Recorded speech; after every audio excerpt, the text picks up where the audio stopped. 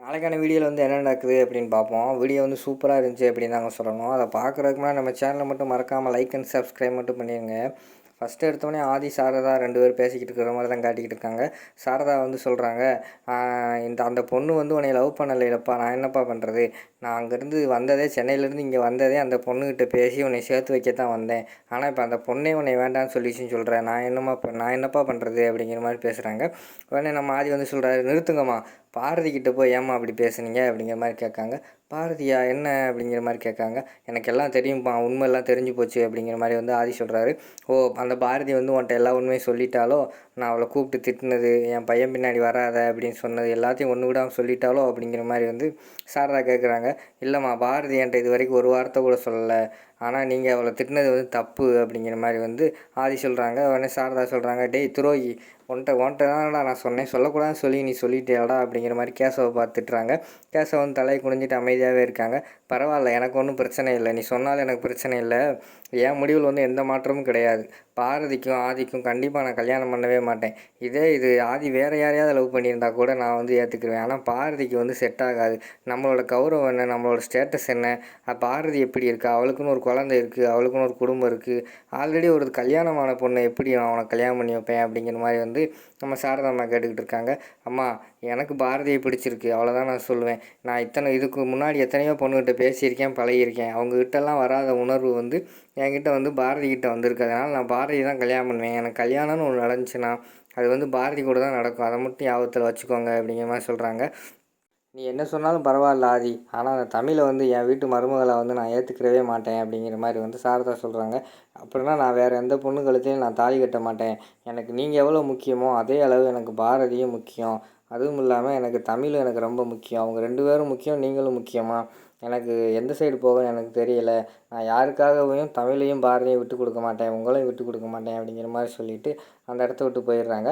அதுக்கடுத்து வந்து நம்ம இவங்க இருக்காங்க, நம்ம சாரதா வந்து மனசுக்குள்ளே யோசிக்கிற மாதிரி காட்டுறாங்க.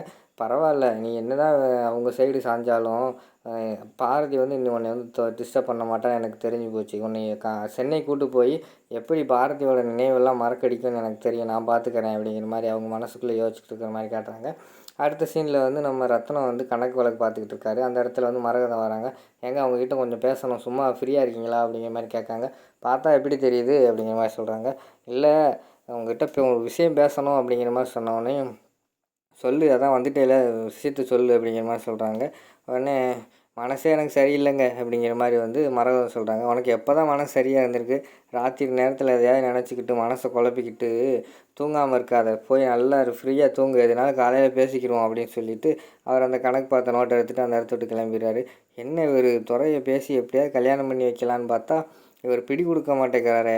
இந்த துறை பயிலும் பார்த்தோம்னா சரக்கு அடிச்சுட்டு நல்லா சுற்றிக்கிட்டு தெரியலாம். வீட்டுக்கு பொறுப்பாக இருந்தோம் அப்படின்னு ஏதாவது வீட்டில் ஏதாவது வேலைகள் ஏதாவது செஞ்சால் தானே ஒரு நல்ல அபிப்பிராயம் வரும். அப்போ தான் அவர்கிட்ட பேசுறதுக்கு வாய்ப்பாக இருக்கும். இவனெல்லாம் இப்படி தெரிஞ்சுக்கிட்டு இருக்கான் அப்படின்னு சொல்லிட்டு அவங்களாம் தரையை பார்த்து புலம்பிகிட்டே இருக்காங்க. அந்த நேரத்தில் வந்து துறை வந்துடுறாரு. என்னம்மா, தரை கூடலாம் பேச ஆரம்பிச்சிட்டேன் அப்படிங்கிற மாதிரி சொல்கிறாங்க. ஆமாடா, என் வீட்டில் இந்த வீட்டில் என் பேச்ச யார் கேட்கா, அதனால தான் நான் தரையை பார்த்து புலம்பிக்கிட்டு இருக்கேன் அப்படிங்கிற மாதிரி சொல்கிறாங்க. என்னம்மா பிரச்சனை சொல்லு, நான் கேட்குறேன் அப்படிங்கிற மாதிரி வந்து துறை சொல்கிறாரு. டேய், நானே வயிற்றில் வந்து நெருப்பு கட்டிக்கிட்டு அலைஞ்சிக்கிட்டு இருக்கேன், நீ என்னடா இப்படி ஊதாரித்தனமாக சுற்றிக்கிட்டு இருக்க? அன்னைக்கே பார்த்தியா, தமிழ் வந்து உன்னை அப்பான்னு கூப்பிட மாட்டேன்னு சொல்லிட்டா. அதுக்கான ஸ்டெப் எடுப்பியா? எப்படி பாரதியும் தமிழ் மனசுலையும் எப்படி இடம் பிடிக்கணும் அப்படின்னு பார்ப்பியா? அதை விட்டுக்கிட்டு இப்படி சுற்றிக்கிட்டு அலையிறியே. நீ வீட்டில் பொறுப்பாக இருந்தால் தானே உங்கள் அப்பாக்கிட்டேயும் நான் போய் தைரியமாக பேச முடியும்.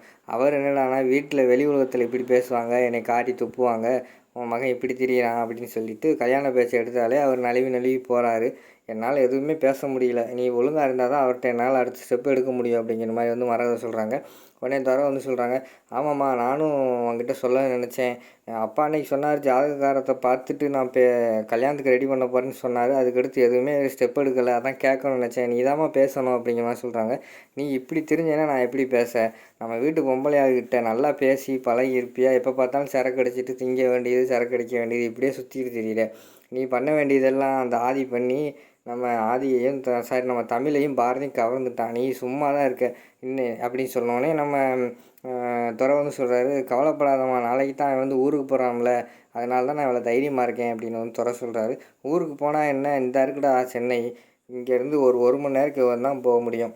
1 மணி நேரத்தில் போயிட்டு வந்துடலாம். நீ என்னடான்னா என்னமோ வெளியூர் போகிற மாதிரி பேசிக்கிட்டு இருக்க. 1 மணி நேரத்தில் இங்கே வந்துடுவான். நாளைக்கே அவன் ஆதி இங்கே வந்தான்னா கண்டிப்பாக தமிழும் பாரதியும் அவங்ககிட்ட தான் அவனை விட்டுட்டு ஓட போகிறாங்க பாரு அப்படிங்கிற மாதிரி சொல்லிகிட்டு இருக்காங்க. என்னம்மா இப்படிலாம் பேசிக்கிட்டு இருக்க அப்படிங்கிற மாதிரி சொன்னோன்னே, ஆமாடா அதான் நடக்க போகுது. நீ ஒன்றையே தமிழில் நல்ல மனசு நல்ல பேர் எடுக்கணும்னு சொன்னால் நீ என்னன்னா இப்படி தெரிஞ்சுக்கிட்டு இருக்கியே பாரு, என்னம்மா எனக்குலாம் சரியாக படலை அப்படின்னு சொல்லிட்டு அந்த இடத்த விட்டு நம்ம மரகதம் வந்து கிளம்பிடுறாங்க. அடுத்து இவரும் துறை மறுபடியும் சரக்கு அடிக்க போயிடுறாரு. டேய் இங்கே பாடுறா, நான் கல்யாணம் முடிய போது சரக்கு அடிக்க மாட்டான்னு சொன்னால் திருப்பி வந்திருக்கானே அப்படிங்கிற மாதிரி கலாய்க்கிறாங்க. டேய் சும்மாடுறா, நானே கடுப்பில் இருக்கேன், என்னை பேசாமல் இருங்கடா அப்படின்னு துறை சொல்கிறாரு. உடனே ரவுடியை சொல்கிறாங்க, என்னடா என்னாச்சு மாப்பிள்ள அப்படிங்கிற மாதிரி கேட்காங்க. எல்லாமே அந்த ஆதி தாண்டா, அந்த ஆதி வந்து எங்கள் வீட்டு பொண்ணு கூடயும் பழகுறான், என்னையும் நிம்மதியாக இருக்க விட மாட்டேக்கான் அப்படிங்கிற மாதிரி புலம்பிக்கிட்டு இருக்காரு. இப்போ என்ன பண்ணணும்னு சொல்லி நாங்கள் பண்ணுறோம் அப்படிங்கிற மாதிரி வந்து அவங்க கூட வந்து ரவுடியை சொல்கிறாங்க. அந்த ஆதியை வந்து எப்படியா முடிச்சு கட்டிடணும் அப்படிங்கிற மாதிரி வந்து துறை சொல்கிறாரு. டேய் நல்லா யோசிச்சு சொல்லு, ஒரு தடவை ஸ்கெட்ச் போட்டால் அவ்வளோதான், கை காலை முடிக்கணுமா இல்லைன்னா ஆலையை முடிக்கணுமா அப்படிங்கிற மாதிரி வந்து அந்த ரவுடி கேட்காங்க. இல்லைடா ஆலையை முடிச்சிடணும், அவன் அவன் போனால் தான் எனக்கு நிம்மதி அப்படிங்கிற மாதிரி வந்து நம்ம துறை சொல்கிறாரு. சரி ஒன்றும் கவலைப்படாத, நாளைக்கு முடிச்சிடும் அப்படிங்கிற மாதிரி அந்த ரவுடி சொல்கிறாங்க. நாளைக்கு வந்து சென்னைக்கு இங்கேருந்து காரில் தான் அவங்க அம்மாவும் அவளும் கிளம்புவாங்க. போகிற வழியில் இந்த மலை கோயிலுக்கு பக்கத்தில் வந்து அவனை எப்படியா ஸ்கெட்சு போட்டு தூக்கி அவனை முடிச்சிடும்ன்றா அப்படின்னு துறை சொல்கிறாரு. நீ ஒன்றும் கவலையே படாத, நாளைக்கு அவனை முடிச்சுட்டு நைட்டு இதே மாதிரி இதே இடத்துல வந்து நான் 5 பேர் சேர்ந்து மறுபடியும் சரக்கு அடிப்போம் சரியா அப்படிங்கிற மாதிரி வந்து அந்த கூட இருந்த ரவுடி சொல்கிறாங்க. உடனே அதை கேட்ட உடனே நம்ம துறை வந்து சந்தோஷமாக இருக்கிற மாதிரி காட்டுறாங்க. அதோட பார்த்திங்கன்னா அந்த எபிசோடையும் முடிச்சிடுறாங்க.